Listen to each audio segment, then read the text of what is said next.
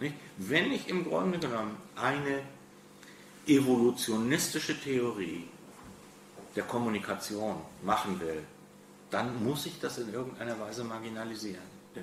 Das heißt, also die gesellschaftsgeschichtliche Erfahrung kann nicht so entscheidend sein, weil ich sonst diesen ganzen Evolutionismus, der Fortgang irgendwie von früher waren die Leute halt ein bisschen beschränkt, nicht, und so weiter, nicht, aber durch die kommunikativen Kompetenzen, Sie merken schon, das ist eine Bildungstheorie, nicht, das ist eine Bildungstheorie, die Theorie des kommunikativen Handelns, und deswegen hat die auch so viel Erfolg in den 70er und 80er Jahren gehabt, nicht, Ausweitung des Bildungssektors, nicht, und so weiter, nicht, die Leute konnten sich sagen, ja, kommunikatives Handeln, nicht, soziale Kompetenz, nicht, wir entwickeln die, nicht, wir sind das Subjekt dieser kommunikativen Kompetenz, und all das andere, nicht, ist natürlich irgendwo, ja, Geschichte und alt und überholt und nicht, was brauchen wir das, nicht, und so weiter.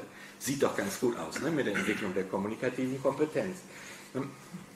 Und so ist es irgendwie plötzlich marginalisiert.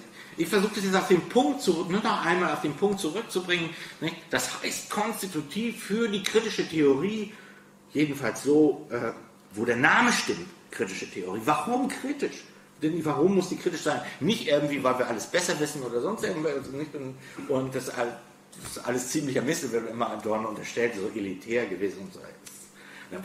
Alle Leute sind blöd und so weiter. Dann kommt die kritische Theorie und sagt, erklärt allen, warum sie falsches Bewusstsein haben. Ist alles Quatsch.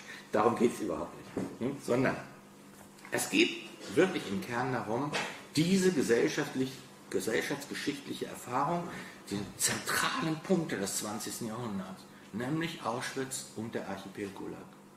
Auschwitz und der Archipel Gulag, das sind die zentralen Punkte. Diese in eine, sozusagen daraus die theoretischen Konsequenzen zu ziehen. Und die theoretischen Konsequenzen, und das haben viele völlig übersehen, diese theoretischen Konsequenzen können Sie nachlesen in der Dialektik der Aufklärung. Das ist das Buch. Das ist das Buch, das das reflektiert. Und die Leute denken irgendwie, geht es irgendwie um Odysseus und so, um irgendwas für gebildete Leute, nicht? Und so weiter, alte Gymnasialbildung, Odysseus und so weiter und so fort. Nein, da geht es um was anderes, nicht? Da geht es um die Konstitution des bürgerlichen Subjekts. Nicht? Das ist der Punkt. Nicht? Warum nicht die Geschichte des bürgerlichen Subjekts, das ja eigentlich eine Emanzipationsgeschichte konzipiert ist als Emanzipationsgeschichte, warum die scheitert?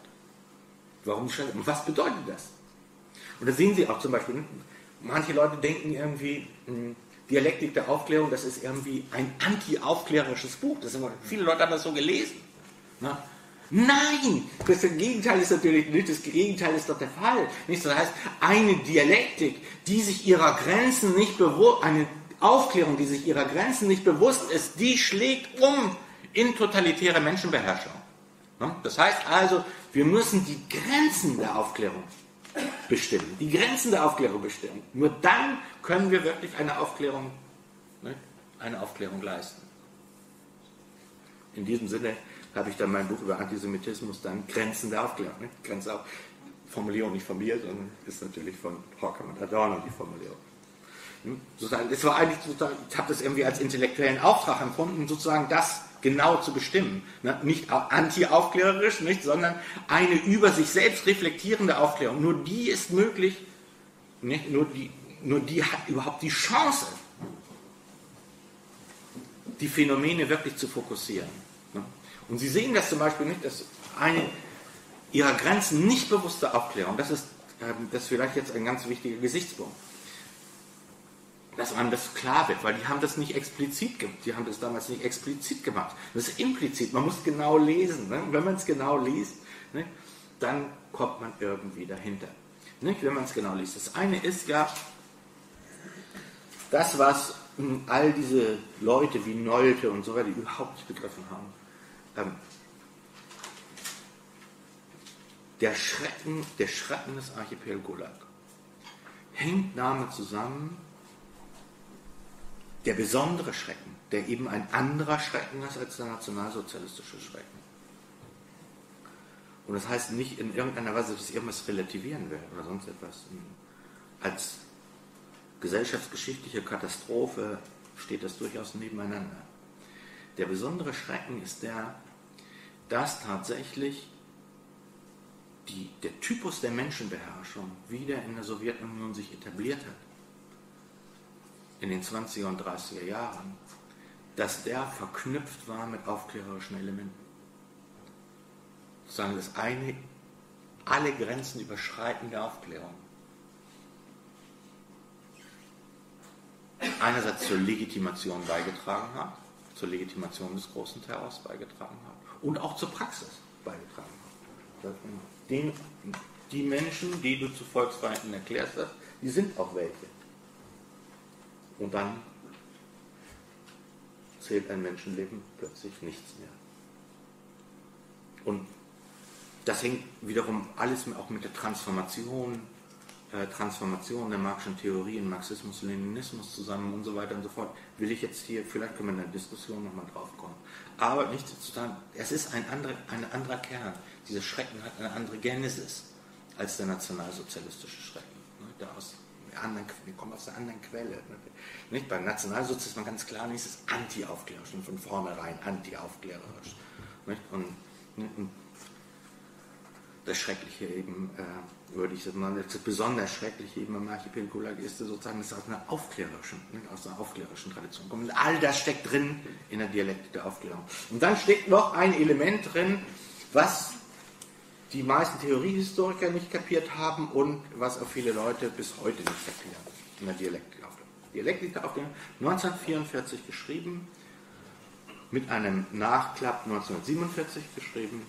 Die berühmten Elemente des Antisemitismus sind noch später entstanden, eben im 1947.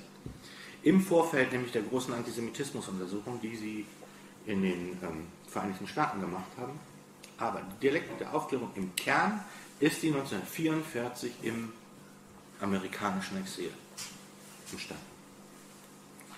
Und was viele Leute überhaupt nicht begriffen haben, weil sie gar nicht denken, dass es irgendwie was Besonderes ist, das ist eine Reflexion auch einer amerikanischen Erfahrung.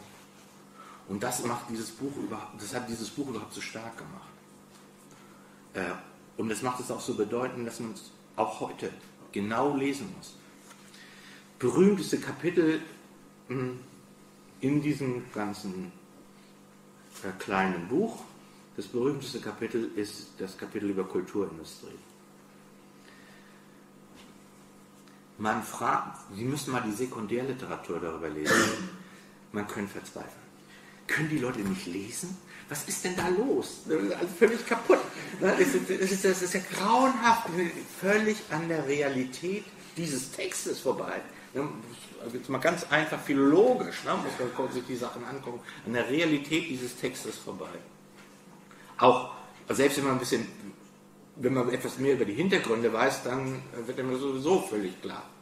Erstens, Kulturindustrie ist ein ironischer Begriff. Ein ironischer Begriff. Die meisten denken, Industrie und so weiter, das ist schlimm und furchtbar, lehnen wir ab. Nein, es ist ein ironischer Begriff, im Grunde genommen, das aus einem etwas Handwerklichen, nämlich der geistigen Produktion, einem Handwerklichen, ein Modell geworden ist dafür, sich an Industrie, an erfolgreichen, nämlich Elektro und Stahl, zu orientieren. Und die Ersten, die das gemacht haben, überhaupt, die sich selbst so bezeichnet haben, nicht, dass sie durch Horkheimer und Adorno, sondern es ist da, wo sie gelebt haben, nämlich in Hollywood. Die Hollywood-Filmindustrie, die haben gesagt, deswegen ist der Oscar entstanden. Der Oscar ist entstanden, hier feiert sich die Industrie selber. Das ist ein Teil der ganzen Industriekults im New Deal gewesen. Und darüber haben sie sich lustig gemacht. Also es ist ein ironischer Begriff, der Begriff der Kulturindustrie. Es ist nicht deswegen schlecht, weil die industriellen Produkte schlecht sind, sondern es hat etwas mit der Selbstüberschätzung eigentlich intellektueller Produktion zu tun. Das ist der kritische Gegenstand. Sie sehen